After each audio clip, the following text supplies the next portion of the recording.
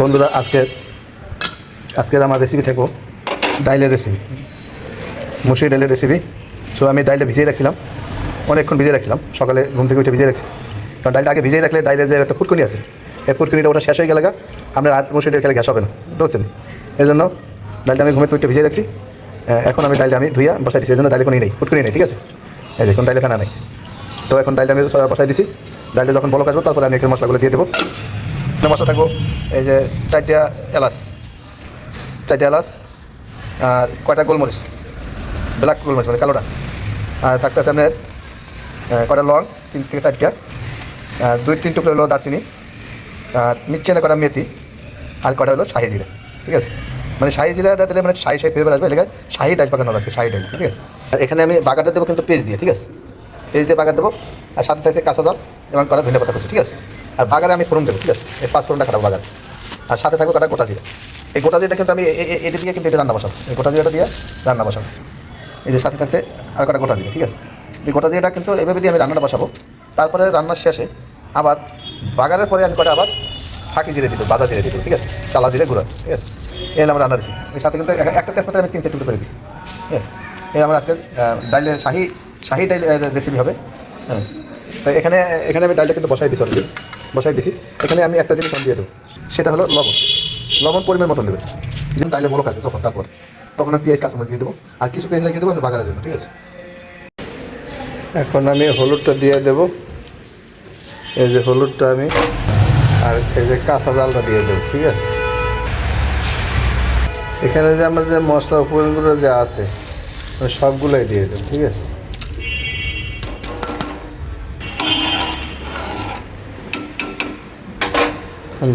এখন আবার ঢাইকে দেবো।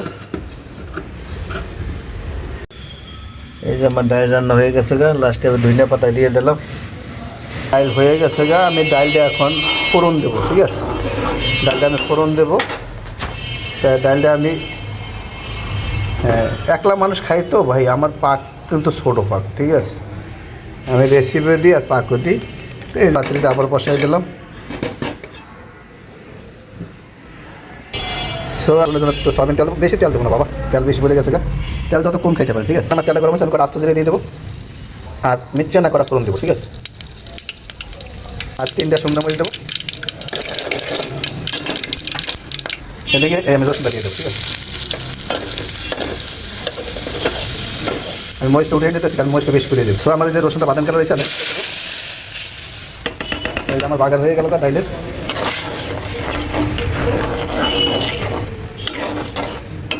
আর এখন আমি কটা ধনিয়া পাতা দিয়ে দেবো। ধনিয়া পাতা সিজনে ধনিয়া পাতা সব কিছুর ভিতরে ধনিয়া পাতা খাওয়া হয়, ঠিক আছে? ধনিয়া পাতাটা এমন একটা ভালো জিনিস। সো আজকের আমার ডাইলের রেসিপি কেমন হলো আপনারা কমেন্টের মাধ্যমে জানাবেন। এই যে আমার ডাইলের কালার, কত সুন্দর হয়েছে, ঠিক আছে? আপনি এভাবে ডাইল পাকাবেন, আপনার ডাইলের গ্যাস, আপনার ডাইল থেকে গ্যাস করে রাখবেন, ডাইলে গ্যাস হবে না, ঠিক আছে? এটা আমার ডাইলে কিন্তু কোনো নেই, ফুটকরি নেই, না, ঠিক আছে? সো আমি ডাইলটা পরিবেশন করবো।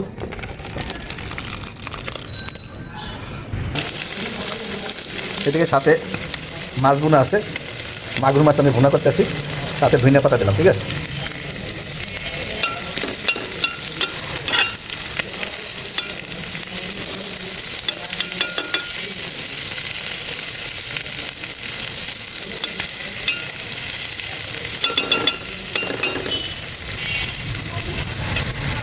এই যে আমার মাছ ভাজি হয়ে গেছে গা। মসুরি ডালের সাথে মাগুর মাছ ভুনা থাকবো, মাগুর মাছ ভুনা আর মসুরি ডাল রাত্রে ডিনার চলবে।